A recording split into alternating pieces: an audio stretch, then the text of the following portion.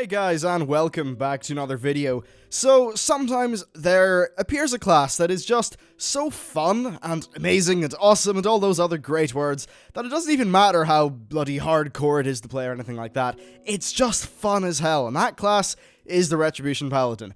This thing is bonkers. It shouldn't work, but it does.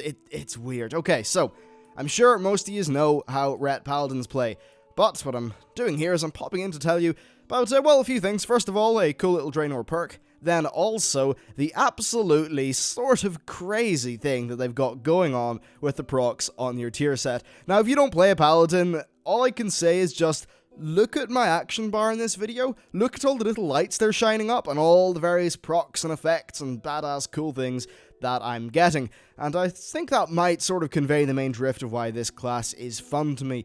You see, what they've done is essentially made it so that with the tier set, which I will detail in a minute, you just got so much resources flowing in everywhere. There's so much to do, there's so much you can do, and it all feels great and looks awesome.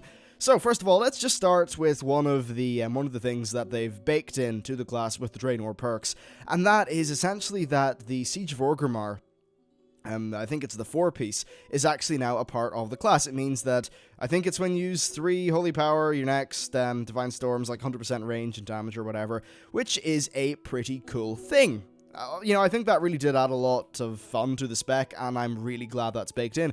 Now, when we move on to the tier itself, the tier 17, this is bonkers. So, here's the 2-piece of the set, right?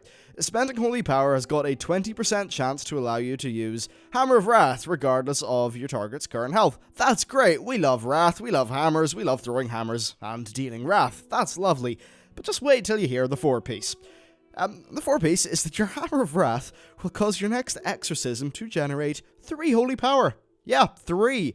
That's a lot of Holy Power, and essentially what happens when you're playing this class is you just get so many procs and so many resources that you can't really spend them all.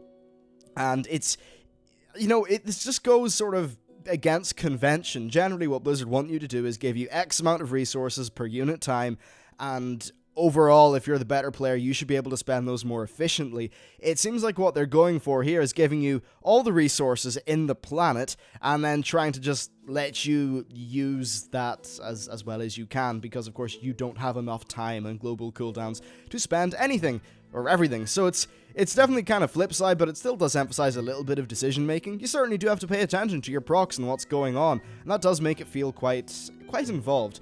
Now, most of your procs happen whenever you do Final Verdict, which is the same as Templar's Verdict. It's just a talent. So all the interesting stuff happens when you use it, because that's when your Holy Power is spent. And it makes it a really exciting button to hit, because loads of different things can happen. You can get your proc Divine Storm. You can, of course, just get, it's not Divine Plea. The thing which lets you just spend it again for, free. You can get that, which gives you a free Templar or Final Verdict or Divine Storm. Then, you can also get a proc Hammer of Wrath. You can also get a proc Exorcism. There are just bells and whistles and lights flying everywhere, and it's combined with the aspect of the visual effects of this class, where it looks so good. I mean, it's just insanely cool looking. You've got giant fucking hammers flying down from the sky.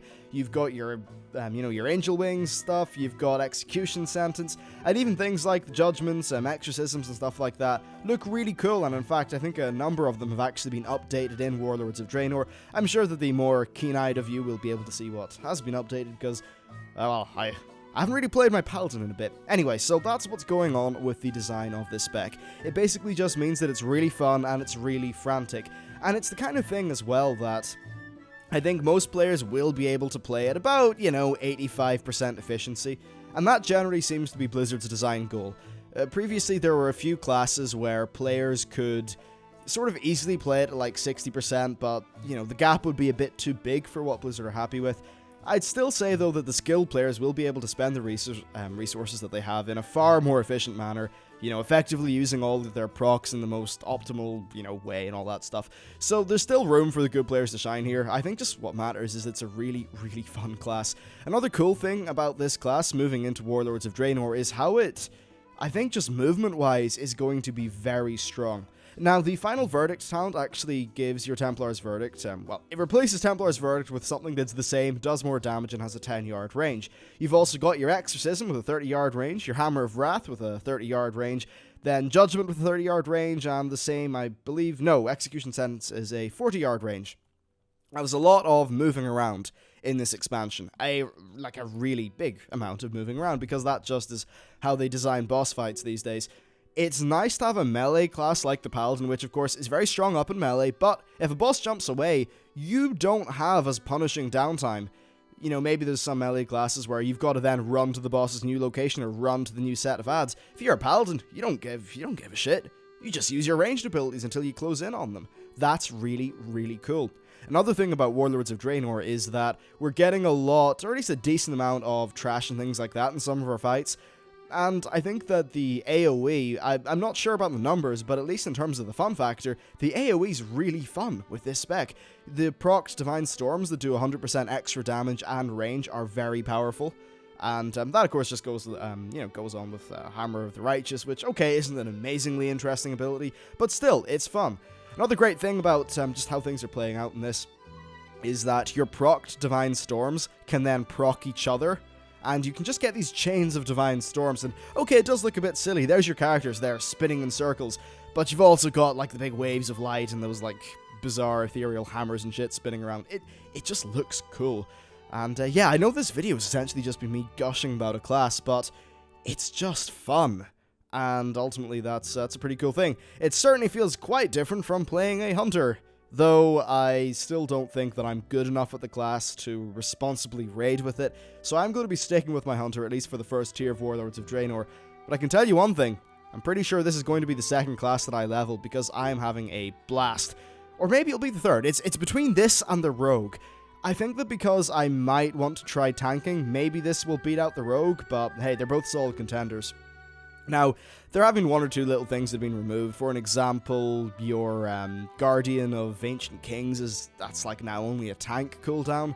So, I mean, okay, that's a bit of a pity, but still, I think that, you know, this class doesn't really seem to rely on cooldowns to be fun. Of course, we still have got Avenging Wrath, which is a badass talent. So that, or not talent, badass cooldown. But really what's interesting about this is how the rotation is always proccing things. There's always something just thrown in there to mix up the formula and make you think. A little bit, anyway. Which is pretty cool. So, yeah, there you go. Overall, it's a crazy class. It shouldn't work. It feels pretty different to just about any other class that I've played in Warlords of Draenor. It's a bit less controlled, but it's also a bit more wild and fun, which I think works out pretty well. Anyway, that's it for this video. Thanks for watching, and I'll see you next time.